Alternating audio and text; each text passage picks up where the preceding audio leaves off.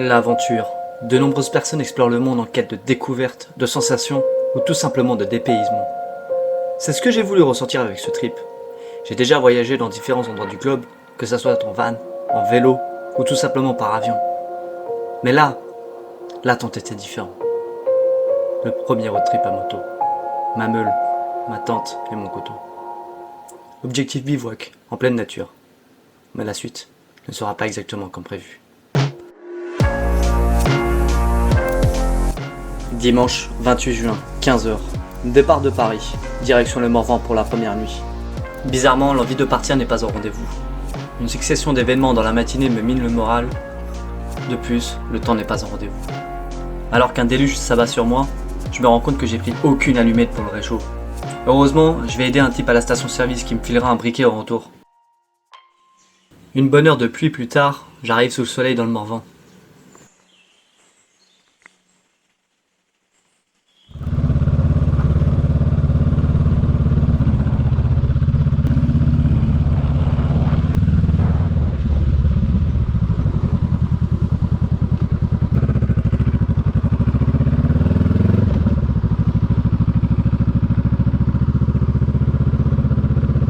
À la recherche d'un endroit pour poser ma tente, il aura fallu une demi-seconde le temps de lâcher le guidon et d'activer la GoPro pour glisser dans la boue et finir par terre.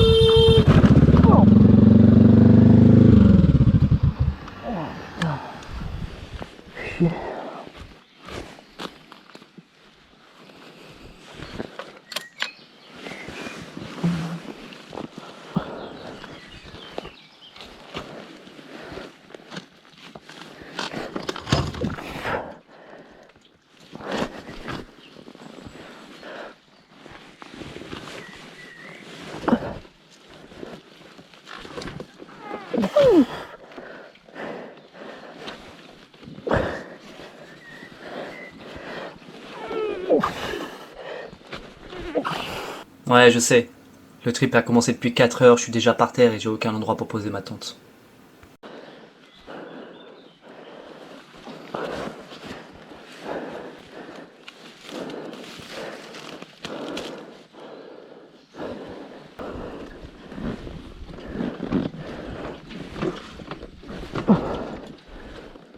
Après ces événements et quelques kilomètres de roulage, je vois 3 tentes au bord du lac Crescent. Je décide de me poser avec ces gars venus à vélo de Paris et y passer la nuit. Lundi 29 juin. Réveillé par la pluie à 5 heures du matin, celle-ci s'arrêtera aux alentours de 8 heures, me permettant de remballer la tente sous le soleil. Direction le Jura. La pluie me rattrapera et me suivra pendant 3 heures. Tout seul, au milieu du Morvan, sur des routes toutes cabossées et trempées, j'avance à vitesse de limace. Et là, le mental commence à faillir. Entre la chute de la veille et la pluie qui s'abat sur moi, la question de rentrer sur Paris se pose.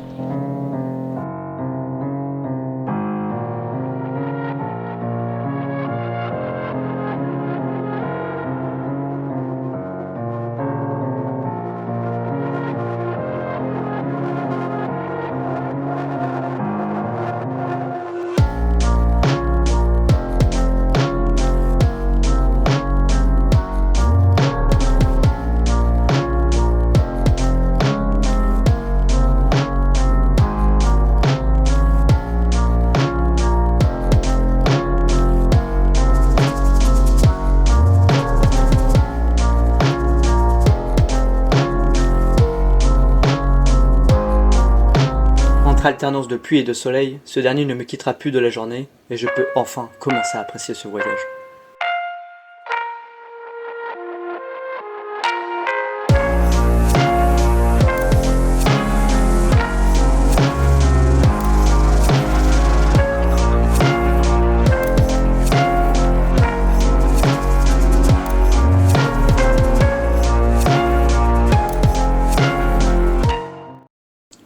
Putain, le Jura est vraiment magnifique. Et je n'en vois qu'une partie. À la recherche d'un endroit pour dormir, je me rabats sur un camping pour y poser ma tente.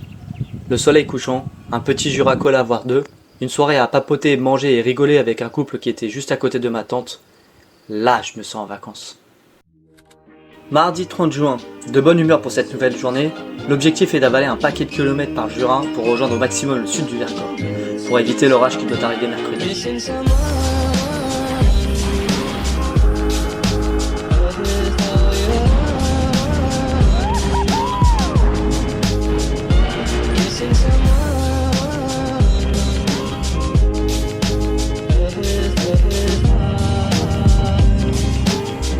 J'en prends plein les yeux. En plus avec ce soleil cuisant, c'est vraiment appréciable.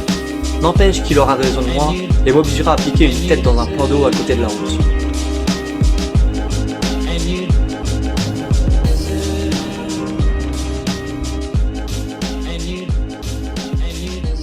De retour sur la route, j'arrive aux alentours de Grenoble. Il fait chaud et ça commence vraiment à être désagréable, et ça se ressent sur la conduite. La moto aussi a chaud, le thermomètre de température s'allumera à 2 reprises dans cette fin de journée. Allez, un plein d'essence et j'attaque le Vercors.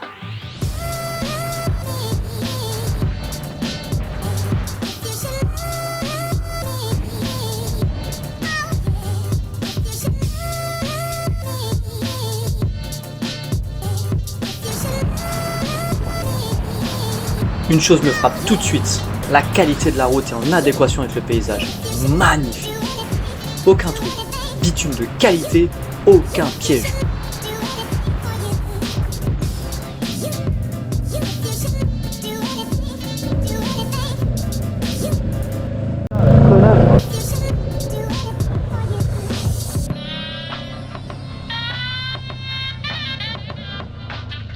Du coup ce soir c'est encore camping.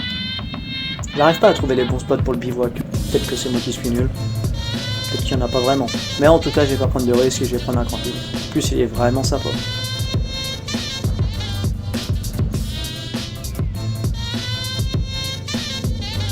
Le camping est vraiment sympa. On est au pied des montagnes, t'as juste à lever la tête et là, wow, t'en prends plein les yeux. C'est vraiment ouf. Ah mais le coca, ça va devenir une religion là. Tellement il fait chaud, en fin de journée, ça va être mérité, là, c'est plus possible. Mercredi 1er juillet.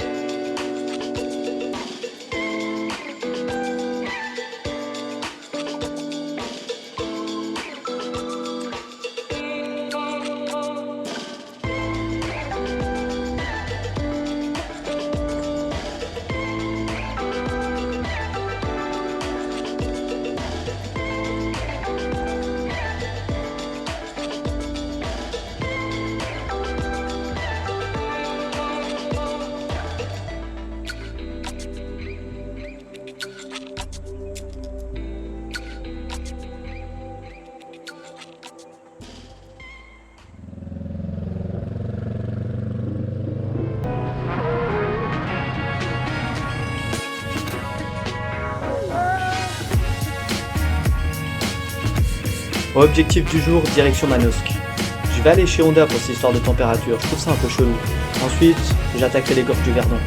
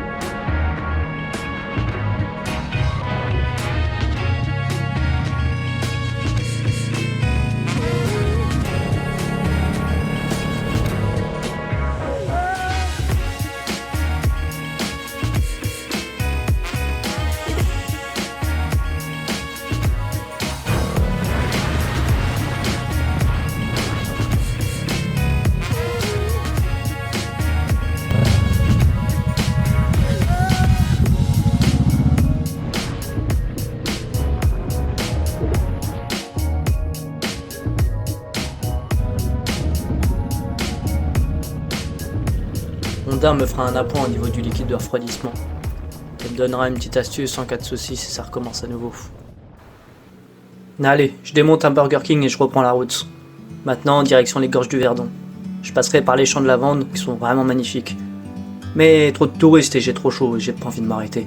Du coup, je profiterai sur la moto, c'est plutôt sympa comme ça. Like a bird on a tree, I'm just sitting here. I got time,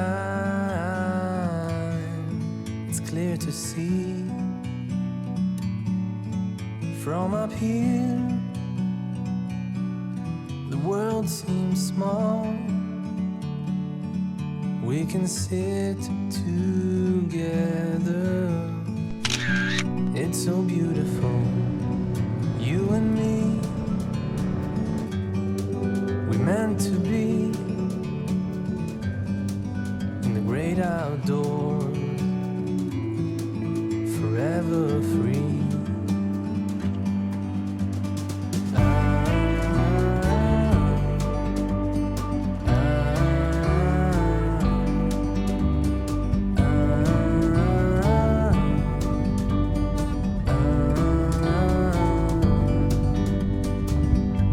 Sometimes you need to go, take a step back to see the truth around you. From a distance you can tell.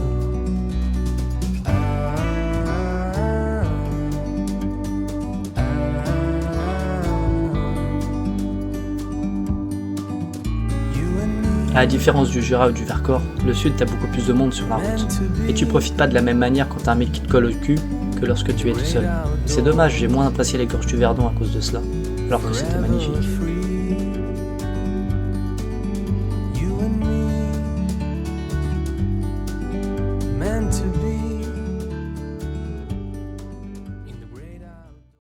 Jeudi 2 juillet. Allez, ce matin je m'attaque aux gorges du Dalby. Ça fait un moment que je voulais les faire. J'en profiterai pour prendre un jus d'orange pressé et un pain au chocolat à Castellane. Et la route qui mène aux gorges est ouf. Entre le barrage de Castillon et le ciel bleu, c'est vraiment un pur kiff.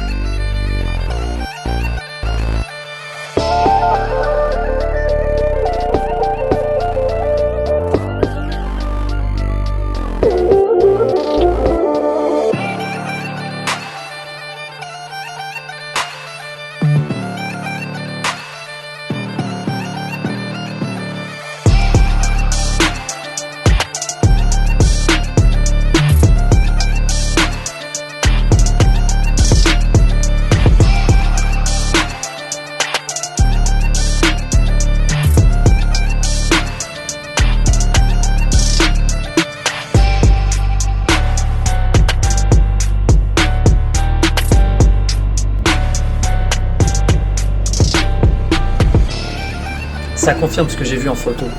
Les gorges du Dalby sont magnifiques. Entre les couleurs rouges et ces routes qui se séparent et se rejoignent un nombre incalculable de fois, c'est de toute beauté. Allez, direction Guillaume pour une petite pause et après j'attaquerai le col de la Cagliole.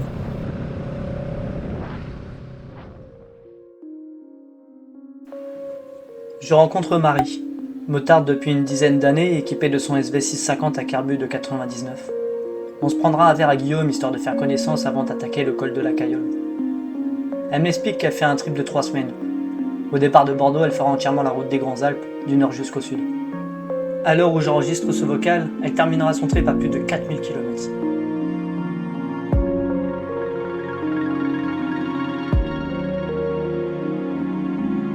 On commence l'ascension du col de la Cayolle. La faim nous rattrapant, on déjeunera sur le bord de la route, dans un refuge.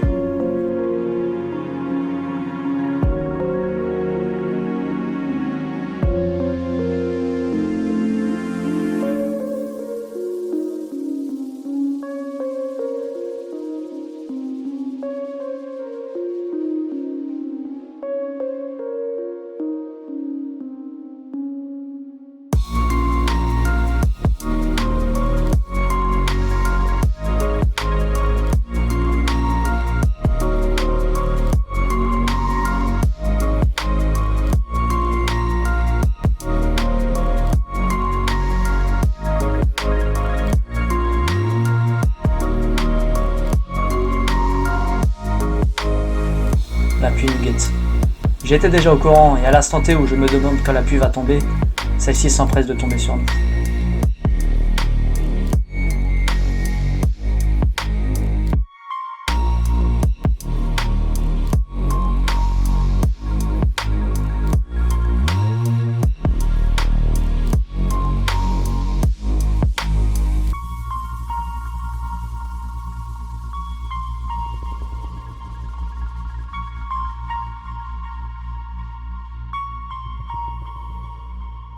Marie devra s'équiper en haut du col. Elle redescendra par le même chemin pour faire les gorges du Dalhuy. Quant à moi, je descendrai vers Barcelonnette.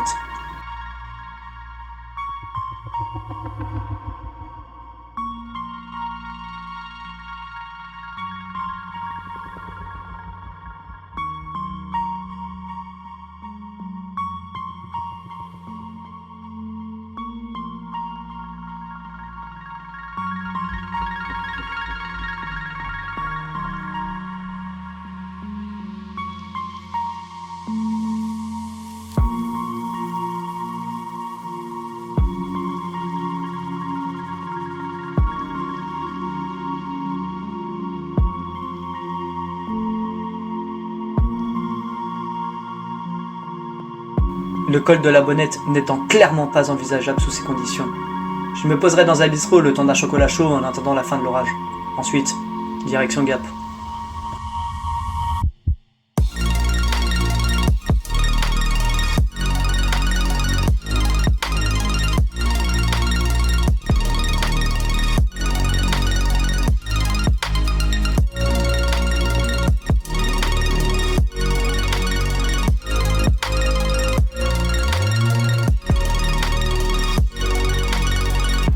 Après cette descente sous la pluie, j'ai décidé que ce soir, ça serait grand luxe. Je dors dans un hôtel, petit chinois à volonté sur Gap avant d'attaquer la remontée vers Paris.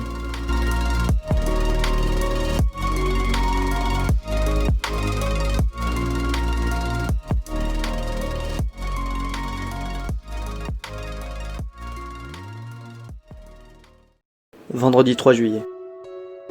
Ok, aujourd'hui je commence le retour vers Paris, qui va se faire en 2 fois. Du coup, j'ai décidé de passer par l'Ardèche. Et j'aurai un problème durant cette journée. Le vent. Des putains de bourrasques de vent. S'il y a bien un truc que je déteste en moto, c'est pas la pluie, c'est le vent.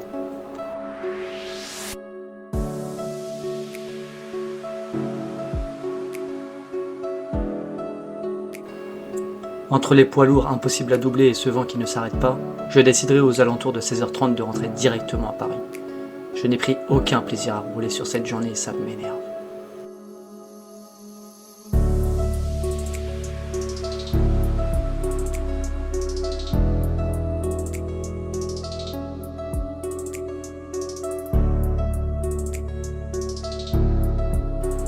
Du coup, c'est parti pour 5 heures d'autoroute. Oh, et puis vous vous souvenez de cette histoire de température? C'est reparti à nouveau. Je désactiverai la sonde histoire d'avoir le ventilo qui tourne en permanence. Le problème, c'est que t'as un voyant moteur qui s'allume suite à ça. Juste un message d'erreur dans le circuit suite à cette manœuvre, mais se taper 5 heures d'autoroute avec 2 voyants allumés, on a connu plus serein.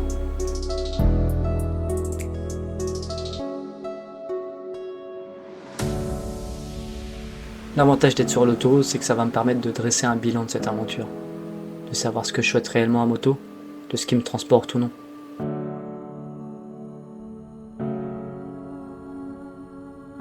L'aventure a certes mal commencé, mais me permettra d'en sortir grandi sur ma pratique de la moto, la façon d'appréhender les virages, d'admirer les paysages, de se connecter avec les gens que tu rencontres. Finalement, le vrai bivouac, comme je l'espérais, ne se fera pas, mais ce n'est que partie remise. Je rentre sur Paris avec d'innombrables paysages en tête et l'envie de renfourcher la moto pour partir à nouveau.